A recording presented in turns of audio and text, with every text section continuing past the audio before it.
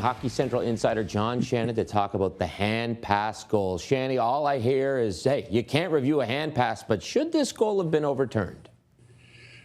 Well, under the rules, the way the NHL interprets them right now, they're not able to. The hand pass from Meier to his teammate is not a reviewable play. The problem becomes, Kenny, is that as soon as the puck goes in the net, and it was a bang-bang play, let's face it, I think that there is a way for the National Hockey League to review it. And if you go to the rule book, there's a rule in the video review section, and it's 38.4, subsection 9. Write that down, Kenny, subsection 9. And it talks about the video review process permitting the referees to determine the legitimacy of all potential goals, for example, but not limited to.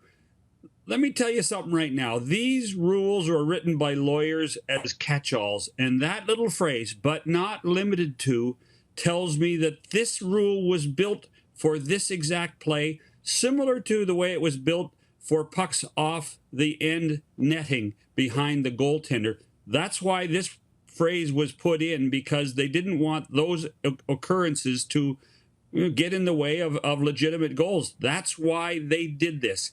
And for my money, they could have easily invoked it last night, 38.4, subsection 9, but they chose not to because they had not done it earlier in the playoffs for an off-the-netting goal in Columbus by Boston, and that became the major issue. Precedent and principle. These guys in the NHL Situation Room, they believe in what they do. They have an integrity of, they didn't call it last game, we're not going to call it this game, and that's why they did what they did. They did not invoke this rule, which I think they could have last night. Wow. So there's a rule they could have invoked. That's kind of stunning. So why not just simplify this and go the way the NFL does and review every scoring play? Do you think the NHL will do that?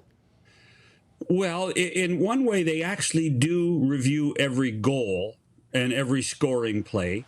The key becomes is where do you draw the line? And that's what the NHL is fighting about within its own room, within the teams. They're fighting with where do you draw the line? How far back? Do you do it just in the offensive zone? Do you do it, on one side of center? That debate will go on forever. We're going to get more video review. There's no question about it. But the question becomes is where do you draw the line? Where do you draw the line? So where do you see the line being drawn this summer? Do you see more changes on the way? I see better interpretations, yes. And if that means, if you want to call that rule changes, yes, I do think that we're going to take a second look at major penalties with injury.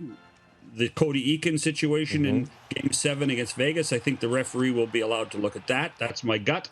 And I also think plays like we saw in St. Louis in Game 3 and similar ones off the net, we're going to be able to look at.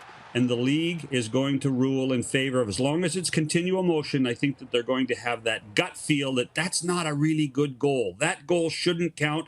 It doesn't pass the smell test. I think those are the types of goals they're going to call back.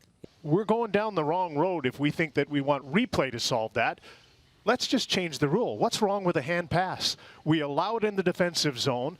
I don't think there's any logical reason why a hand pass isn't a good play. Now, you don't want a guy batting it in the net. I'm not for that. I'm not suggesting they can do that, just as you can't kick the puck in the net. In the 1920s, they devised a rule where you could actually kick the puck because it wasn't allowed. They just said you can kick it to a teammate, but you can't kick it in the net. And here we are this year with hand passes all over the ice that would speed up the game, and there's a skill to that, to batting the puck out of the air. I'm not even sure why they adopted that rule, but I think it's time to put that one to bed, just because there's no logical reason for Timo Meier not to be able to bat that over to a teammate and put it in the back of the net. I understand why there was such outrage, because it's in the rule book. But that's, I think, a more practical way of solving this problem is allowing the hand pass. Yeah, we already have it in the game. I like the idea. You can kick the puck. You can kick the puck. Right now, you can kick the puck with a steel blade on.